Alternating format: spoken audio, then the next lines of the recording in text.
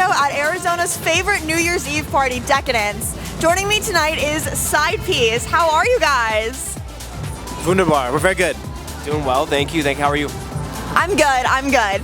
So why did you decide to start Sidepiece? We felt like that there was just not enough tech house in the world, and that the world needed more two white tech house DJs. We met up and we were like wanting to work as a collab separately, and came together and both realized that we had the same idea for music, and I already had a bunch of songs, and it just kind of came together really. We weren't planning it, and then like after a call, it was like, wait, something's here, and it felt special, and it just kind of trusted our instinct ever since.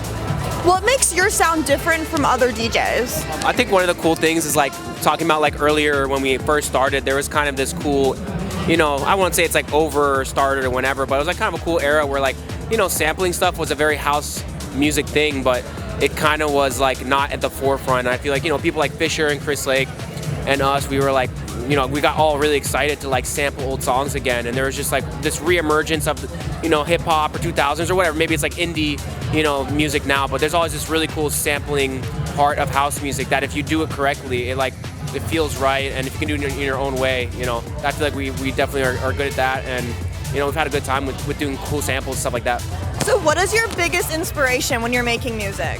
I feel like it's different for every song. Like sometimes it's like we hear a song from someone else or one of our peers and we're like, this is amazing, like I want to try something like that. Sometimes it's just I'll get inspired on the plane or in the studio, and same with Ricky, and then he'll be like, yo, text me this idea, and we start and you go back and forth. So it kind of comes from all avenues, or we hear a sample or a funny thing, or Ricky wakes up in a cold sweat with a sample idea, or a vocal idea, It's usually when you're not doing anything, like when you're just like, I don't know, eating or like working out, and you're like, oh, I have an idea out of nowhere. So what is your creative process when mixing? I mean, there's so, like, again, I think kind of a similar answer where like it'll be at a different time period for each song, where it's like randomly we're just like, I saw this cool song on YouTube that I forgot about from 15 years ago. We could remix it and then turn it into original, or say we have a phrase in our head, it's how Sexy or Acrobatic or some of our originals came to be, was just out of random, spur of the moment. And finally, what is your favorite part about collabing with artists and other DJs? I think it's just, the collaborative process is the best part about making music, and I think just being able to